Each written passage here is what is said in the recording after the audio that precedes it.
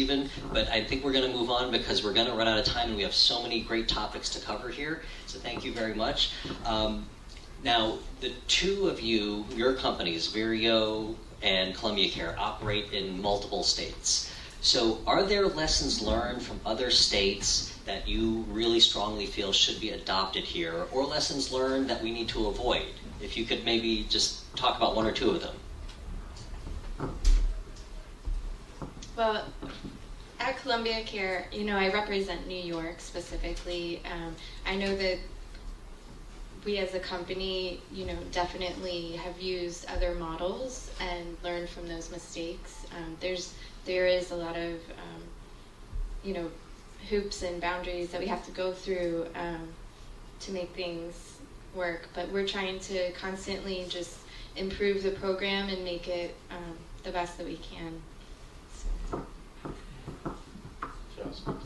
So we have dispensaries in Minnesota and New York, and part of my job is to oversee the ones in Minnesota as well. When I started, that wasn't my job, and there are a million lessons that we learned from Minnesota. This is a brand new space that really, despite all the regulations, a lot of us are just trying to create things as we move along. And even from a medical perspective, interaction with providers, looking at potentially allergic reactions. There's just a million examples of lessons that were learned. And when we're talking about seed to sale, right, that's a very long continuum that there are lessons in each one of those steps that I guarantee we took those from all the practice that happened in Minnesota to try to not make those same mistakes in New York. Okay, thanks. And now you'd referenced, interaction with medical providers about things like drug allergies. So certainly what I have learned is that in each of these states, the medical model about how the patient interacts with the physician and how that physician interacts with the dispensaries is very different from state to state. If I'm not mistaken, New York was actually the first state that required physicians got any training that were going to be doing certifications. Secondly, I believe, but I might be wrong, New York was the first state, if not the only state, that also required that physicians not only certify a patient, meaning that you see them, you examine them, and you certify them saying that yes, their condition would benefit from medical cannabis, and yes, you do fit the legal parameters of whatever state you're operating in.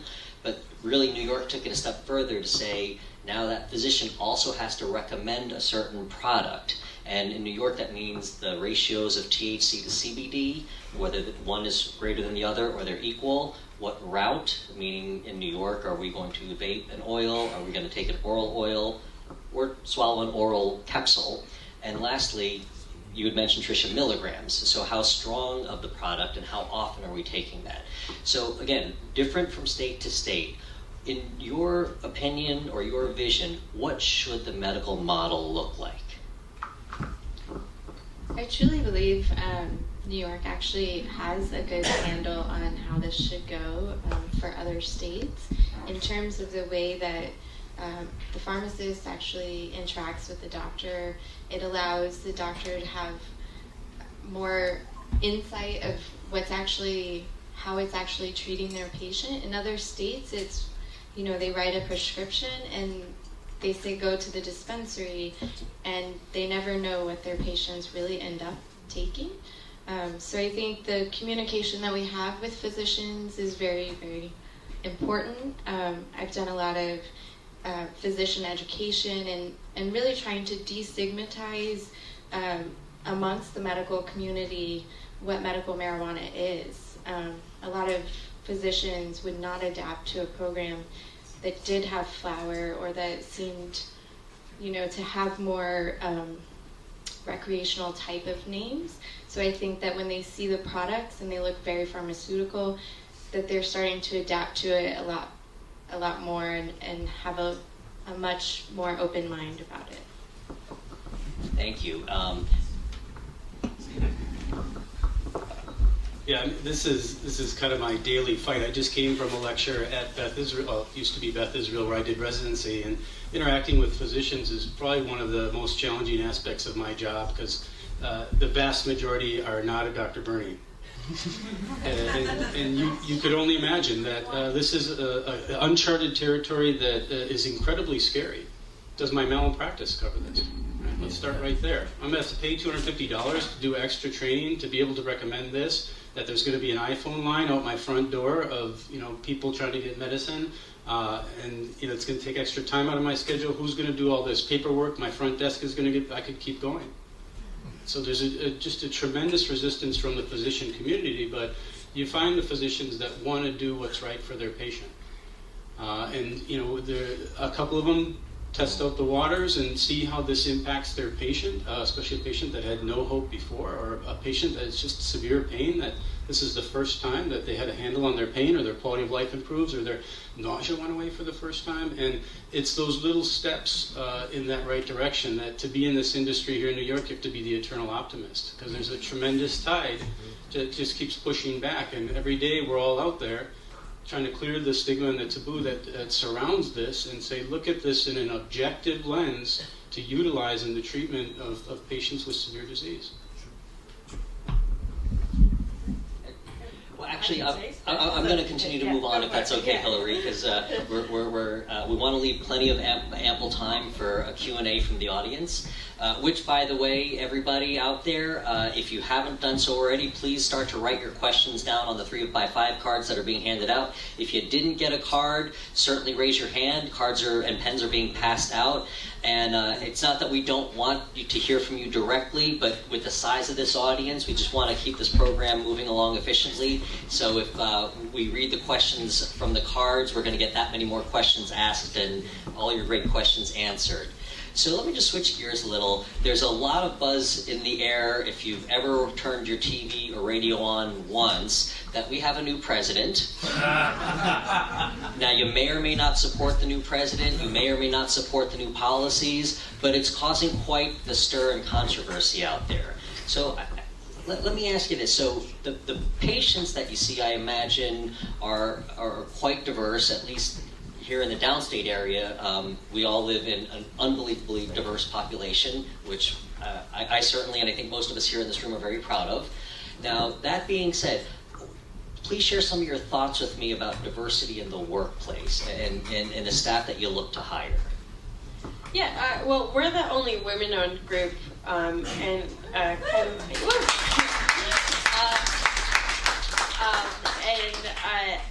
I think it is kind of unfortunate that sort of as diverse as the ownership of the New York market gets.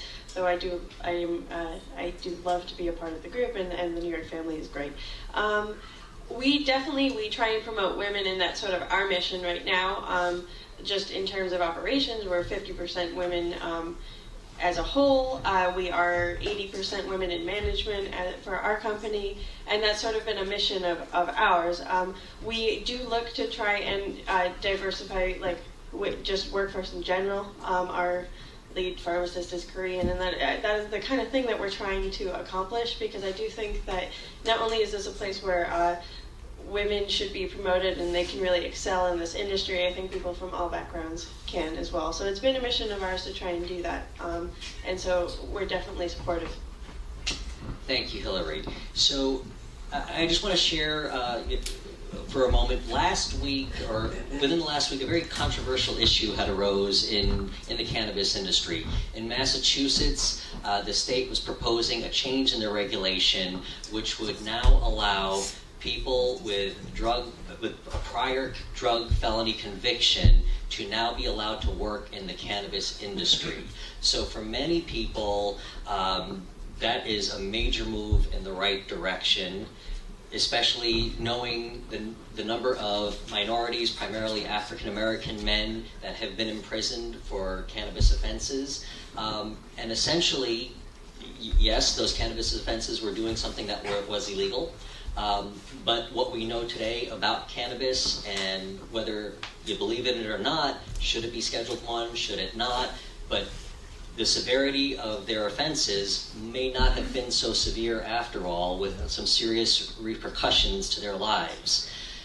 Now, the controversial part of this is there's a company in Boston or Massachusetts called Patriot Care, and the CEO of Patriot Care lobbied against that change to allow people with prior drug felony convictions to be allowed to work in the workplace. Now, I don't mean to put you on the spot, Tricia, but I'm going to direct this question to you. So my understanding is that Patriot Care is the sibling company of Columbia Care with the same parent company. So can you share some thoughts with me about Columbia Care's position on this controversial issue? As a company, our CEO did come out and say that that's what he was, that's what we were representing. And to me, for me personally, I'm a pharmacist. I've always worked in a pharmacy with controlled substances, and this has never been an issue in my professional life. I've never been posed this type of question of whether I would hire somebody that had a previous drug conviction, because you just wouldn't. You aren't allowed in a pharmacy. You're not allowed in a bank or a government position. So I think that they're really just sticking with the medical model in terms of really priding themselves as a medical company and abiding by what they believe in terms of the type of people, not the type of people, but I'll stop there. I think it's kind of a double-edged sword.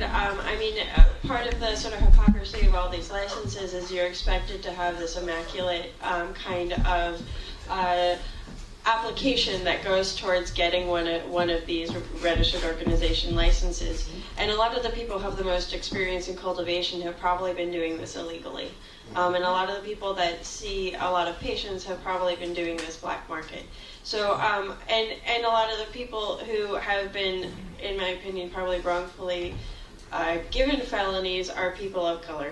And so I think that it is a barrier, and I think it's kind of what do you want and what are you trying to represent. But, like in New York specifically, a pharmacist can't have a felony and be a pharmacist. Right. So that's a barrier right there. Even if they had that law, there wouldn't be a pharmacist in New York that qualifies because they wouldn't be a pharmacist. So I think it's a difficult topic, and I think that might be a step in the right direction. I think really promoting diversity at the state level in issuing these licenses and providing more funding to minority groups to get these licenses, I think has been an issue, and I think that's sort of a better step to promote diversity in the cannabis space.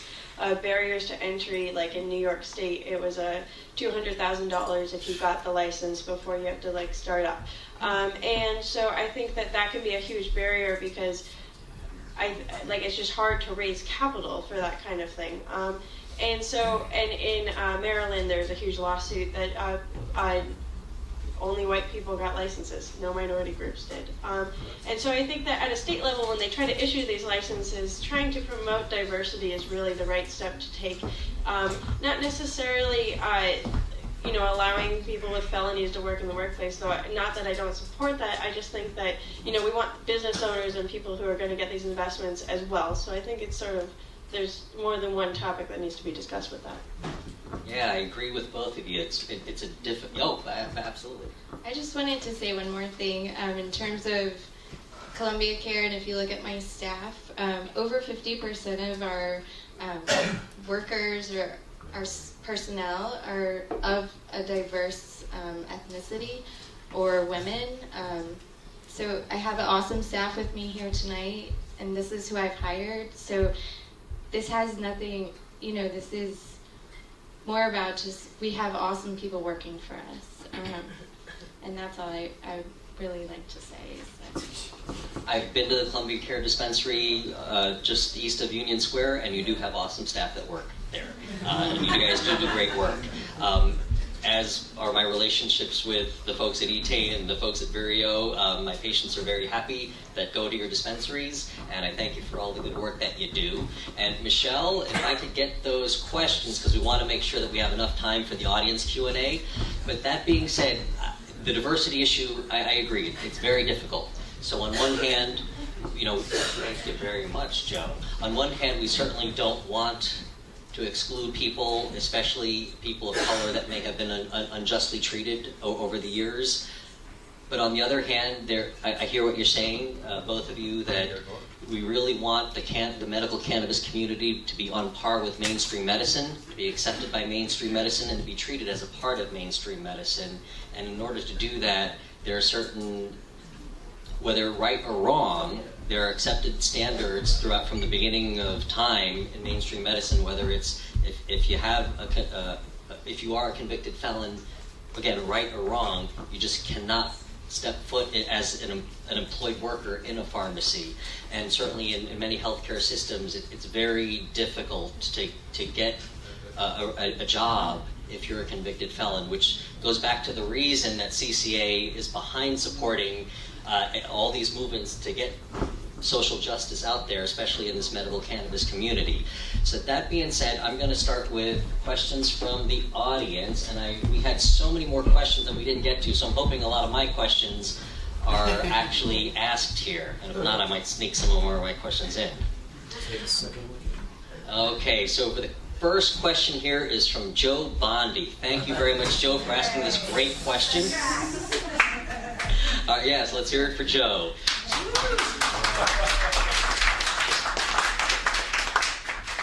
So the question is, the proposed chronic pain amendment requires a patient to have severe, debilitating pain that has not responded to at least... Joe, your handwriting's like a physician's. Oh my goodness. You can read it. I can read it.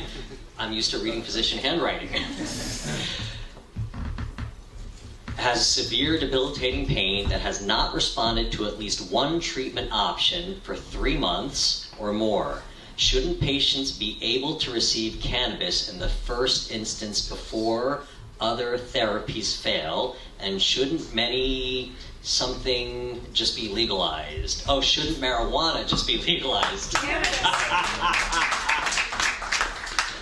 Okay, now for the three of you, do you need me to reread the question? Because I know I fumbled through with this brilliant handwriting. Yeah.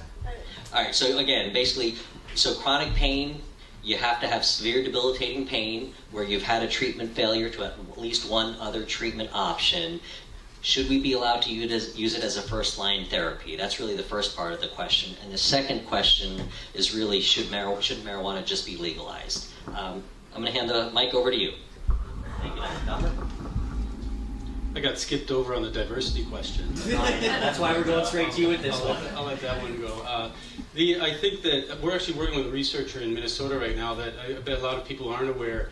That he published some great literature related to opioid use early on in a cancer diagnosis, which actually, according to this research, increases the chance for metastases and tumor growth. And so we're starting to see some, amazing research that's looking at what we're currently utilizing.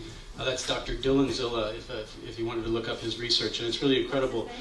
Dylan Zilla, Z-Y-L-L-A. And, these are the things that we're starting to look at, and we're nowhere near it being the first line in New York, unfortunately. But I certainly hope that as comfort with this grows, especially in the provider community, that we're going to get to that point. And I think we're going to see in the long term that this really should be a first-line treatment.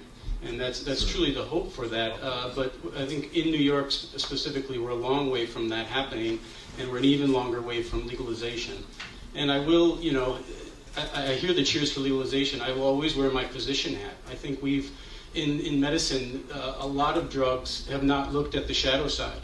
And, for me, I've worked a lot with natural medicines as well in my history, and I used to just always say, just because it's natural, that doesn't mean that there aren't potential side effects or interactions or a shadow side to any medication.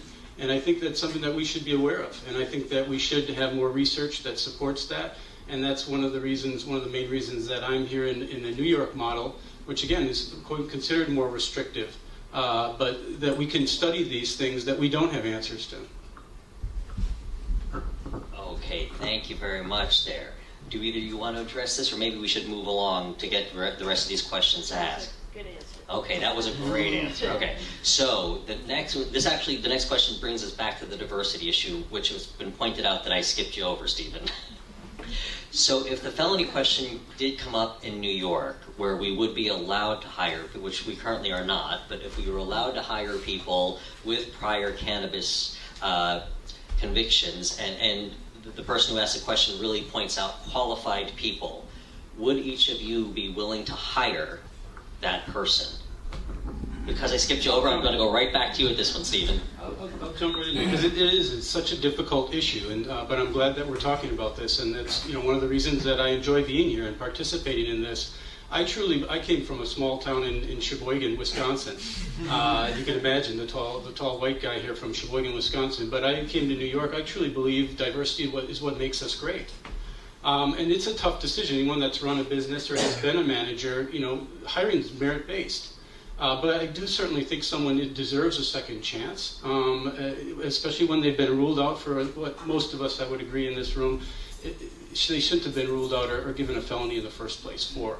And I think that it's incredibly important for all of us that when I give a lecture to physicians about medical cannabis, my second slide lists hashish and reefer and marijuana with an H, to call attention to the tremendous